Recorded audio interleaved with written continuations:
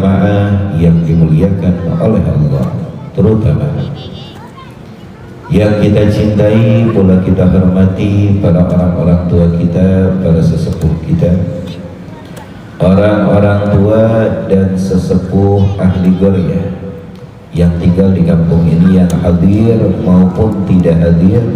Kita doakan beliau-beliau semoga Allah panjangkan umurnya, sehatkan badannya, berkahi langkah-langkahnya, amin ya rabbal alamin.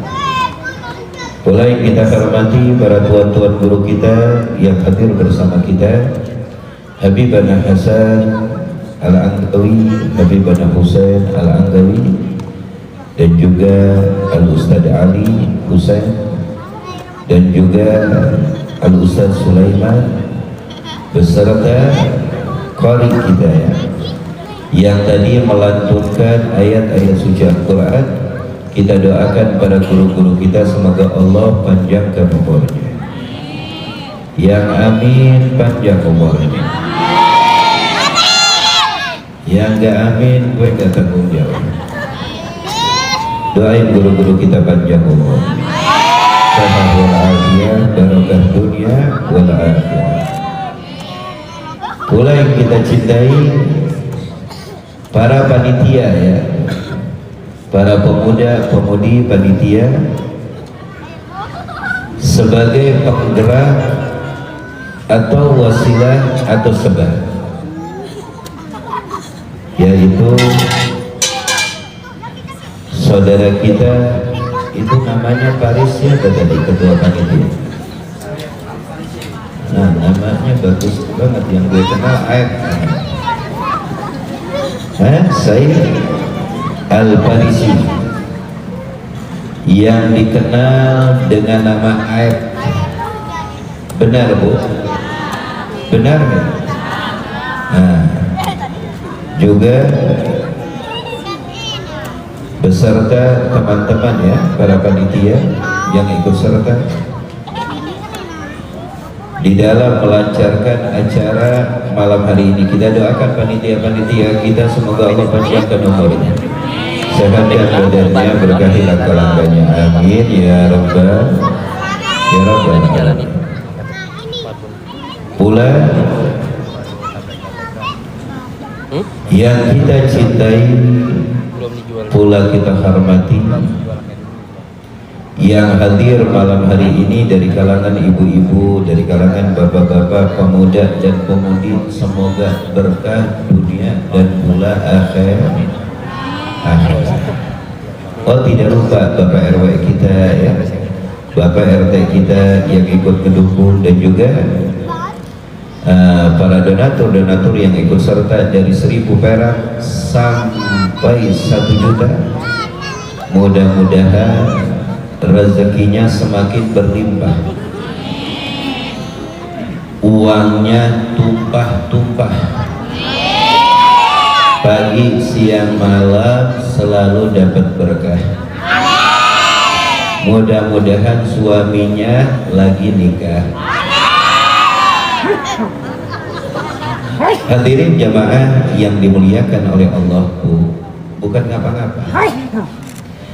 Kalau saya teringat lapangan ini, dari pejakat saya udah sering berdiri di tempat ini. Dari tahun berapa? Hah? Ada yang ingat nggak? Awal Habib berdiri di tempat ini tahun berapa? Ibu-ibu ada yang ingat? Masyarakat sini? Hah? 2022 mah kemarin. Kan gue bilang dari gue pejabat sebelum kawin. Hah? 2000 berapa? 2008? Udah mulai berdiri sini 2008 gue Pak. 2008 saya udah berdiri di tempat ini nih. Lapangan kagak berubah-ubah, gue nyangka udah jadi gedung, masih aja kopong. Dari 2008 saya udah berdiri di tempat ini, bergulir terus bergulir, terhalang dengan corona. Alhamdulillah malam hari ini berdiri lagi. Alhamdulillah. Makanya kalau saya ceramah di tempat ini, yang ada di pikiran saya cuma satu, takut ibu-ibu bosan. Kenapa Bu? Bosan apa? Bosan apa? Dari 2008 saya sudah berdiri di tempat ini, entah sudah berapa puluh kali. Alhamdulillah malam hari ini bisa berdiri lagi, takut bosan masyarakat. Saking bosannya, mungkin banyak yang hatinya udah mulai bengkok.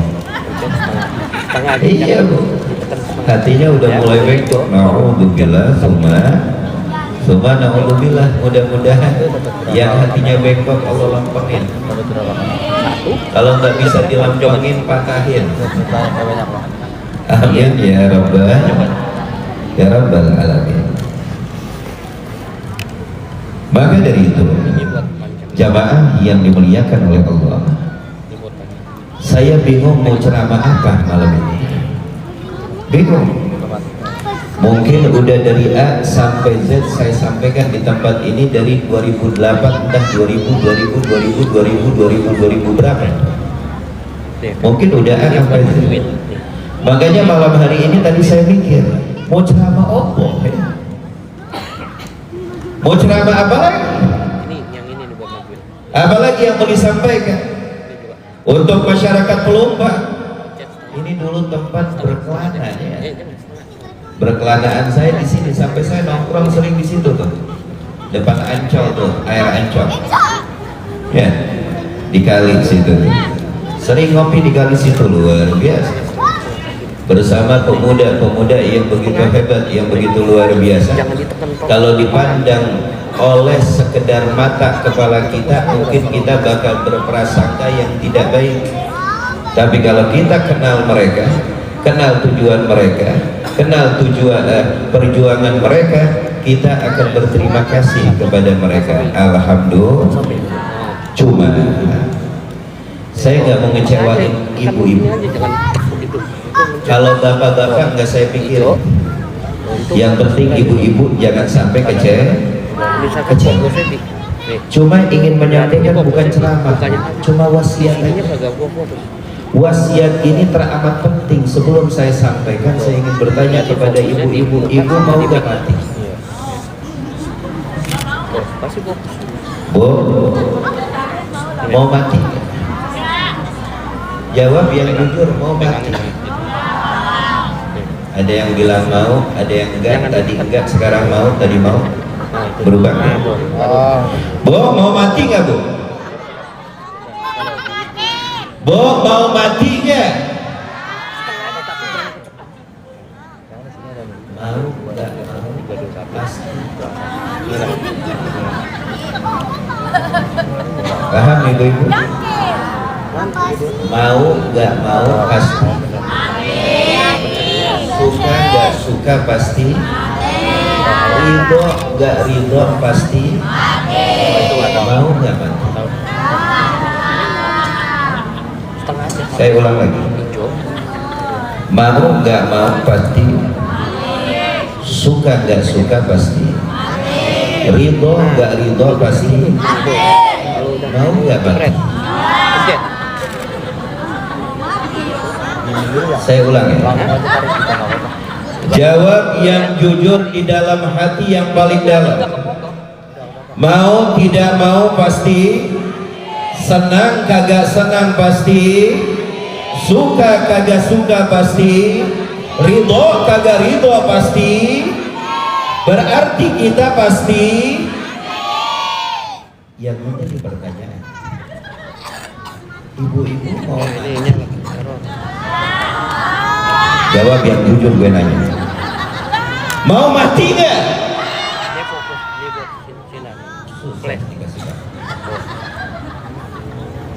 Dibilang mau enggak pasti mah. Kalau ditanya mau enggak mati, mau, tapi mati dalam keadaan husnul. Mati lampu. Ibu-ibu, tapi kalau mati lampu mesti pakai cahaya juga. Gue doain besok ya. Pakai cahaya juga, misalnya bantu cahaya buat apa? buat dia ngebaca mukanya. Misalnya, Ini aja wasiat. Saya tidak ingin panjang lebar, dengerin Bapak. ya kan? Bu, mau dengerin? Dia nggak fokus kan? Jadi nggak kayak hijau ya? Nggak ada. Bapak Nggak ada hijau kan? dengerin Karena nggak Pak? gelap. Pulang Bapak-Bapak. Yang penting ibu-ibu. Dengerin Bapak. Kalau gua ini, Kita yakin tapi kalau kita akan meninggal baca kita yakin zoom, kita akan kembali ke haribaan Allah Dzul Jalali wal Ikram. Lambat laut, kecil muda, tua orang, semuanya akan kembali kepada Allah Dzul Jalali wal Ikram. Dan hebatnya kematian tidak menunggu dan pula tidak menentukan dan pula tidak memastikan kapan tanggalnya. Itu hebatnya mati. gitu. Makanya kalau udah urusan mati jangan ingat uban doang. Kalau udah urusan mati jangan ingat tongkat doang. Kalau udah urusan mati jangan ingat pas sakit doang. Orang yang sehat bugar banyak gak yang mati? Ibu-ibu mau mati? Bu? Ibu mau mati? Benar? Benar apa tidak? Benar apa tidak? Tidak tua, tidak muda, tidak kecil, siapapun akan meninggal dunia. Orang hebat, anti bacok, bisa terbang, akan meninggal dunia. Ilmu di Gunung Kawi akan meninggal dunia. Tidak ada yang lebih hebat dari kematian. Kematian akan mematikan siapapun orang yang paling hebat di muka bumi ini. Pitung mati kan? Dragon Ball ujung-ujungnya mati kan? Satria Baja Hitam mati kan? Doraemon doang gak mati-mati. Karena punya apa? Punya perut aja, bukan kantong lagi, sekarang perut berubah. Jadi kita semuanya yakin bakal mati. Ini saya gak bakal ceramah Bu, ngasih wasiat doang, dengerin baik-baik. Karena suka nggak suka kita bakal mati, senang tidak senang kita bakal mati. Yang menjadi pemikiran di dalam benak kita apa sih kalau ingat mati? Apa? Apa? Kalau kita ngelihat nih Bu, tahu kertas wajib yang warna kuning? Itu kertas apa? Kertas minyak. Kalau yang gue tahu itu kertas buat bungkus kue wajik yang manis-manis. Tahu nggak ibu-ibu kue wajik? Kertasnya itu kan? Kertasnya itu kan? Benar kan? Itu namanya kue orang mati. Yang Bang Arab itu waktu itu. Karena orang yang makan wajik dia nggak makan aja mati, apalagi yang Emaknya Bang Arab bakal mati kan? Kamera 200 juta. Tapi kalau kita melihat bendera kuning dari kertas wajib, apa sih yang ada di benak kita? Kalau kita melihat mobil yang berjalan dengan 4 supir, yaitu keranda, apa sih yang ada di benak kita? masa itu nih. Tahu mati, Punya Bang Arab. bukan mati. Emaknya Bang Arab. Kalau mati Ini mah udah pasti. Itu ada semut itu kelihatan di Mati, ini. mati. Itu ya, Ditanya jelas. mati kagak mau mati. Sampai kakinya. Kalau kita mendengar pengumuman Bu, tahu pengumuman di musola atau di masjid? Hah? Kalau udah ada pengumuman La ilaha illallah. Gue lagi Soalnya nyontohin. budak La ilaha illallah. besok keluar ngalah. Benar apa tidak? Kalau kita lagi dengar tuh toa musola atau masjid memberikan isyarat, ada yang apa Bu? Ada yang apa? Apa sih yang ada di benak kita Bu? Apa yang ada di benak kita Pak? Kan begini, hukum mati sudah pasti. kullu nafsin dha'iqatul maut. Setiap jasad yang bernyawa, manusia yang menghembuskan napas, mau tidak mau bakal sampai kepada pintu sakrat untuk sampai kepada al-mautu dan masuk ke liang kubur, sehingga menghadapi alam barzah, nunggu ntar hari kebangkitan yaumul bid'ah. Itu tahapnya tuh. Berarti kita sudah tahu kita pasti. Lalu yang di benak kita apa, Bu? Bagaimana bentuk kita tak kala ajal tiba. Benar? Gue kayak ngajar guru TK ya. Hah? Kan saya bilang saya nggak mau ceramah, ingin memberikan wasiat. Kalau ceramah takut kemalaman, saya jerit-jerit ntar pada bangun. Lalu apa yang ada di benak kita, Bu? Bagaimana bentuk kita mati tak kala ajal tiba. Karena bentuk itu berbeda-beda, benar apa tidak? Ada orang lagi makan bakso mati. Ada kan? Lupa nelan, garpu ketelannya mati. Dia nyangka itu bakso, garpunya ketelan. Ada orang matinya begini. Wah, udah menjadi fakta dan bukti, kita lihat benar apa tidak? Benar apa tidak? Nah, yang ada di benak kita hadirin, ketika kita sudah yakin kita pasti mati dan tidak bisa kita halak atau menjauh dari kematian, atau kita menghindar dari kematian, gak bisa. Maka yang perlu di pikiran kita, bagaimana bentuk mati kita. Dan kematian cuma dua, Bu. Kematian cuma dua. Mati suri sama mati beneran. Benar apa tidak? Salah. Kematian cuma dua, husnul khatimah dan su'ul. Kematian cuma dua pintu.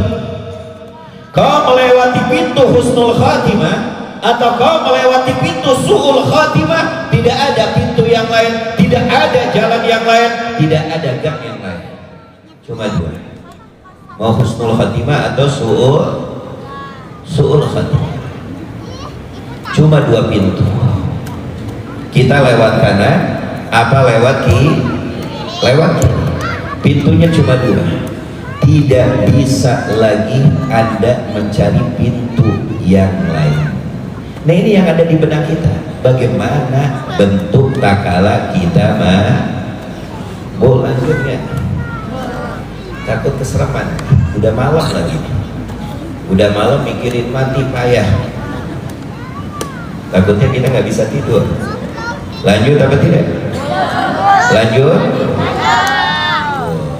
Kalau lanjut wajib beli minyak wangi gue nih, ibu-ibu. Mau beli nggak? Mau beli nggak? Mau beli nggak? Ibu mau beli nggak? Dibilang mati dia nyautin. Bagian beli parfum kagak ada yang nyautin. Ferit. Ibu-ibu mau beli nggak? Nggak beli, gue doain ompong. Oh, ada produk baru. Dengerin Bang. Pasti di benak kita semua, siapapun kita, yang patut kita pikirkan bagaimana bentuk mati kita, bukan matinya, karena mati sudah pasti. Jangan kau pikirkan kapan saya mati. Jangan kau pikirkan oh mati begini, jangan. Yang perlu kita pikirkan bagaimana bentuk mati kita tatkala ajal tiba, Israel datang. Itu yang perlu kita pikirkan. Maka wasiatnya, ini dengerin sampai wasiatnya. Main empok-empok ameknya entar. Tuti tati. Main empok-empoknya entar di rumah. Ya. Sekarang duduk yang rapi. Nah, tatap wajah saya. Nah, kita semuanya pengen husnul khatimah, benar? Benar apa tidak? Bagaimana cara kita sampai kepada titik tersebut? Dengerin baik-baik. Berapa banyak para tuan-tuan guru Al-Bagir tanyakan. Kita bertanya nih kepada tuan-tuan guru yang begitu luar biasa, bukan 1, 2, 3, 4, 5, 6, 7, 8, 9, 10, bukan lebih dari itu. Apa yang saya tanyakan? Kita keluhkan keadaan kita. Apa yang saya keluhkan? Yang saya keluhkan bahwa kita sekarang hidup di zaman yang sudah akhir, dan keadaan sudah mulai begitu luar biasa. Fitnah sudah mulai bertebaran di mana-mana, mengalahkan laron tak kalah menyerbu lampu-lampu yang terang. Ini zaman kita, benar apa tidak? Benar apa tidak? Hitam menjadi putih, putih menjadi hitam.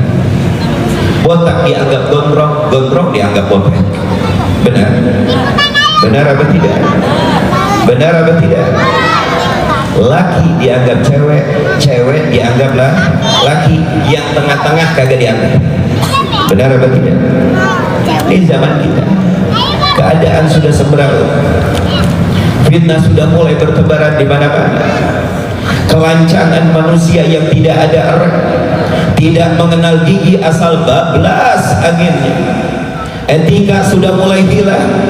Penghormatan terhadap orang-orang soleh sudah mulai terbuat. Martabat para ulama sudah mulai diinjak-injak. Sedikit demi sedikit kau akan dijauhkan dari akidah yang benar. Sedikit demi sedikit kau akan dijauhkan dari pewaris-pewaris baginda Nabi Muhammad. Tujuan mereka apa?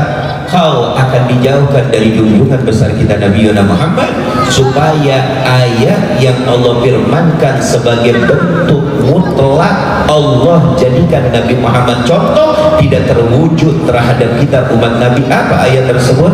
Laqad kana lakum fi Rasulillahi uswatun hasanah. Biar kita dicuci otaknya untuk tidak menghormati para ulama, para solihin, para tuan guru, para kiai, para habaib, semuanya dibantu. Belum ntar tempat pendidikannya, benar apa tidak? Pesantren, majelis taklim, semuanya dibantu.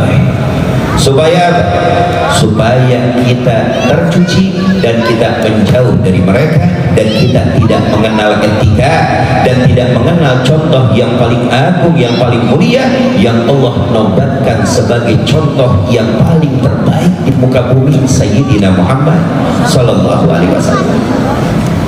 Kalau itu sudah hilang, dijamin kau manusia akan menjadi manusia liar, kau siswa akan menjadi siswa liar, kau murid akan menjadi murid liar.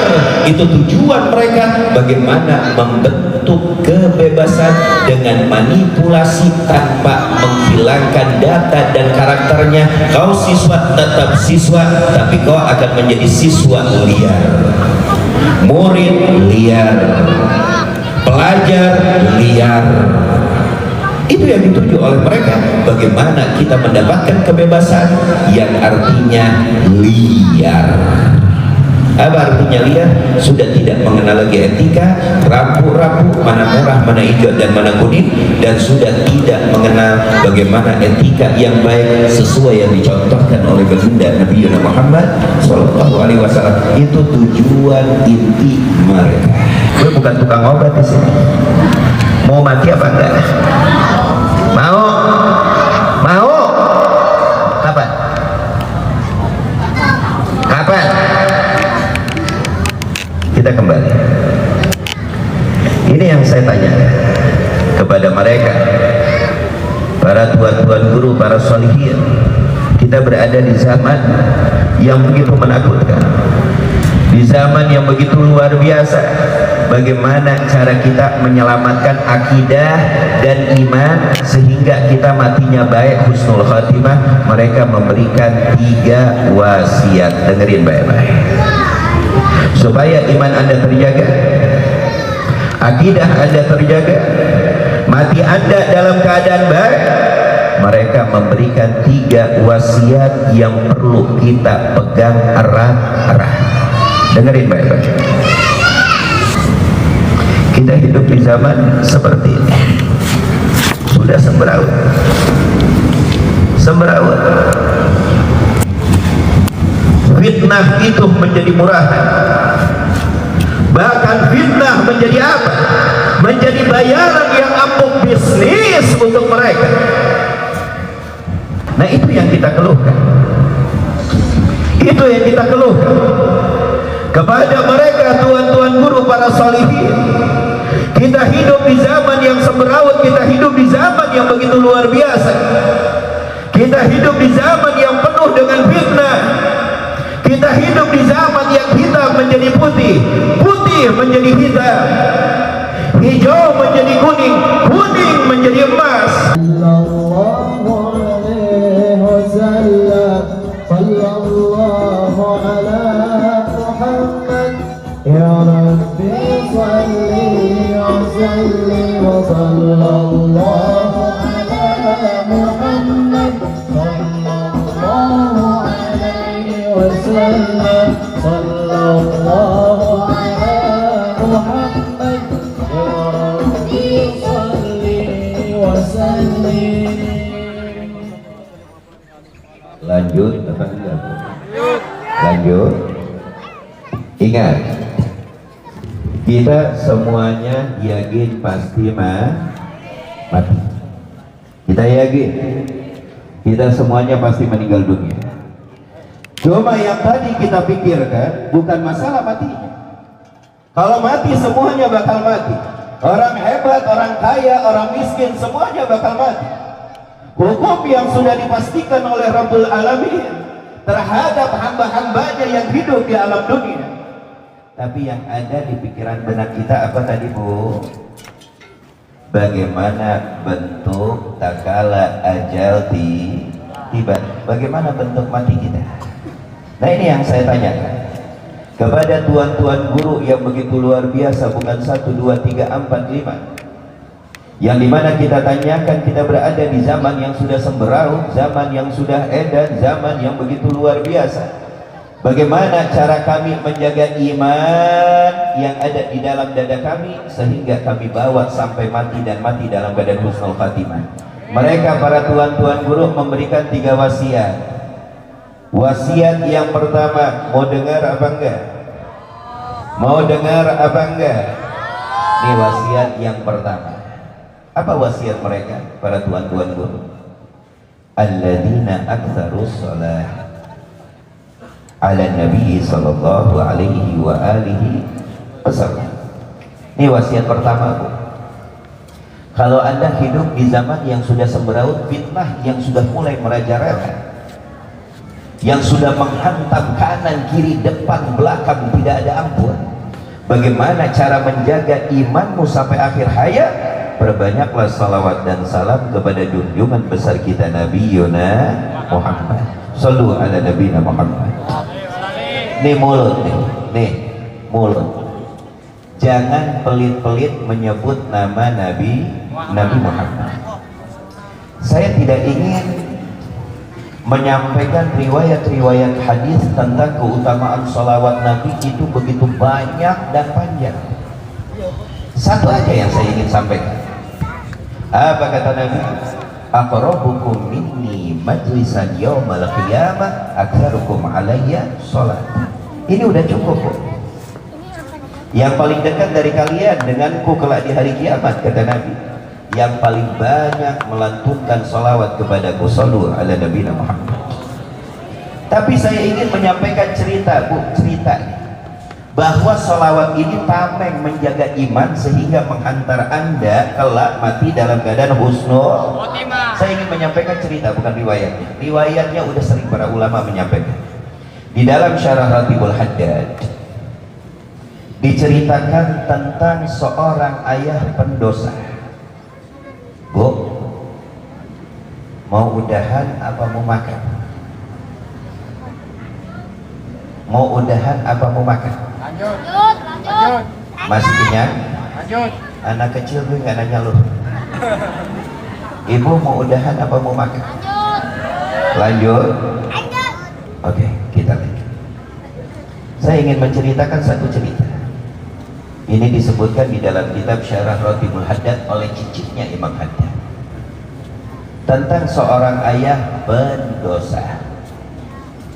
Beliau mempunyai anak yang dimana sang ayah tersebut walaupun dia pendosa tidak pernah luput istiqomah di dalam melantunkan salawat dan salam kepada baginda Nabi Muhammad.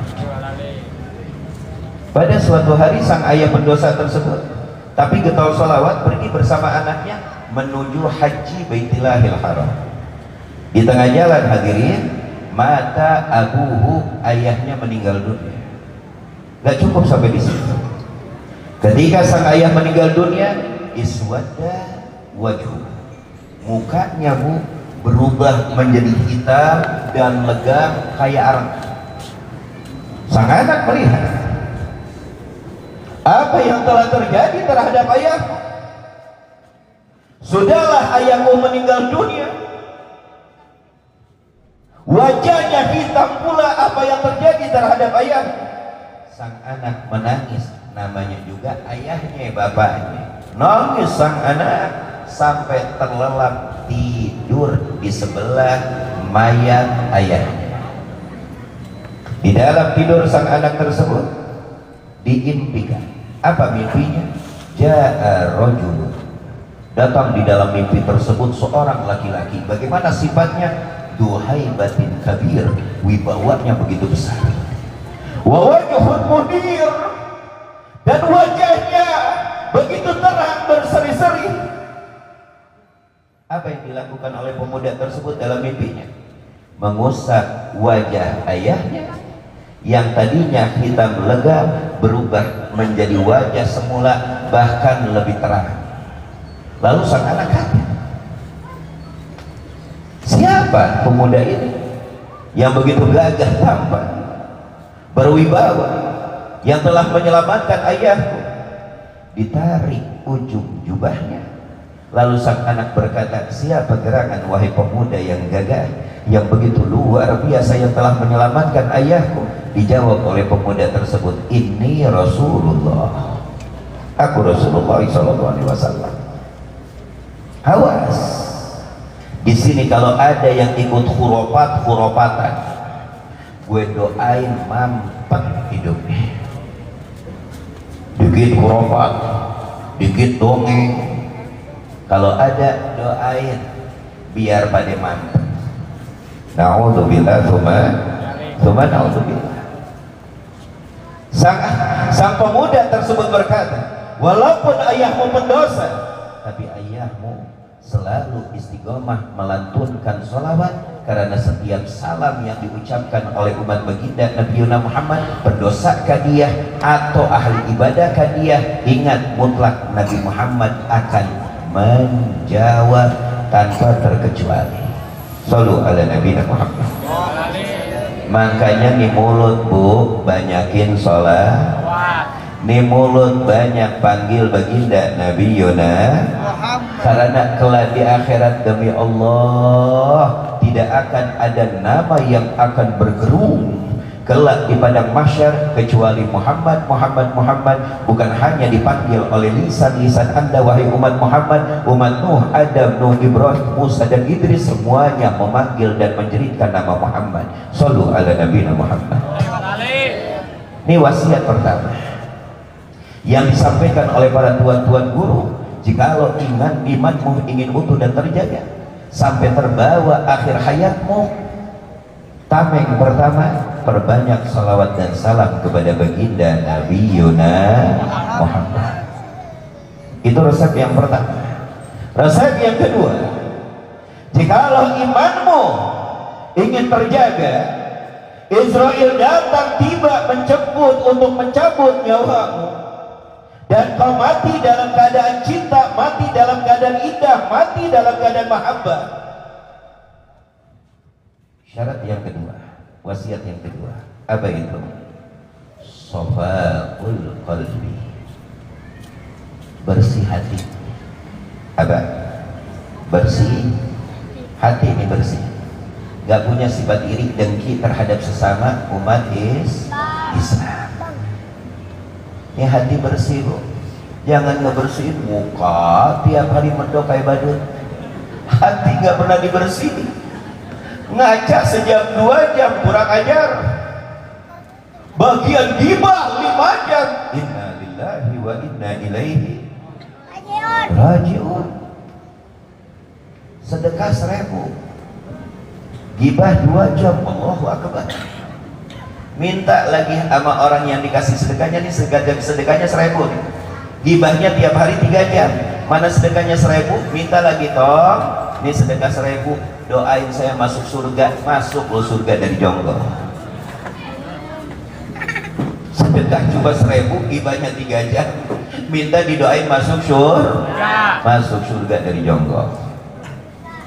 Paham dong? Jelas bu? Jelas. Wasiat yang kedua apa bu? Bersih. Emang siapa sih yang akan dirangkul oleh Rabbul Alamin dengan kasih dan sayangnya? Siapa? Hah? Ahli tahajud kah? Ahli qiyam kah? Ahli siam kah? Lah. Di padang mahsyar kelak Allah akan merangkul dengan penuh kasih sayangnya mereka orang-orang yang hatinya bersih. Apa Allah kata? Yauma la yanfa'u malun wala banun illa man atallaha biqalbin salim. Di hari hartamu tidak akan manfaat, anak-anakmu tidak akan ada arti di hari kelak di padang mahsyar, kecuali mereka atallaha menghadap Rabbul Alamin biqalbin salim, dengan hati yang bersih. Ini hati, hilangin tuh sifat iri, dengki, banyak bersyukur, istighfar. Ingat umur, jangan ingat untung dulu tiap hari. Ingat umur. Ngelihat kertas wajib yang kuning, berbanyak istighfar. Ngelihat keranda lewat, besok giliran gua. Begitu bu cara berpikirnya, untuk mendidik jiwa kita supaya tertanam takut khasyah kepada Allah Subhanahu wa ta'ala. Nah wasiat yang kedua apa bu? Bersihkan wasiat yang terakhir, mau dengar nggak? Benar. Saya tanya dulu, ibu-ibu mau mati? Ya. Mau mati? Ya. Jawab, bu mau mati? Ya. Mau mati apa kan? Ya. Mati husnul khotimah mau? Mau. Besok? Mau. Besok? Besok mau? Mau. Masya Allah, luar biasa. Gue masih mikir. Ibu-ibu periuk pak hebat ya. Mati aja dilawan, apalagi preman. Bajing loncat, wah, gak ada apa-apanya buat ibu-ibu periuk. Kalau nggak dikepretin 4 kali lipat ya bu ya. Wasiat terakhir nih para guru-guru kita, kalau hidup di akhir zaman ingin terjaga iman sehingga ajal tiba qomati husnul khatimah. Ini yang ketiga, ini nggak kalah penting. Apa itu?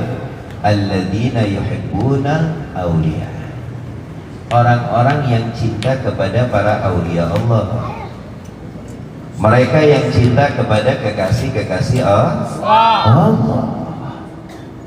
Dengerin, tahajudmu ada ganjaran angka, duhamu ada ganjaran angka. Tapi ingat, mahabbah cinta kepada orang soleh gak ada angkanya, malaikat pun gak tahu, hanya Allah Dzul Jalali wal Ikram yang maha tahu. Makanya Nabi menyampaikan almar'u ma'aman ahad, seseorang akan dikumpulkan dengan orang yang dicintainya walaupun amalmu tidak seperti mereka. Shallu ala Nabi Muhammad. Hati bu, penuhi cinta terhadap orang-orang soleh.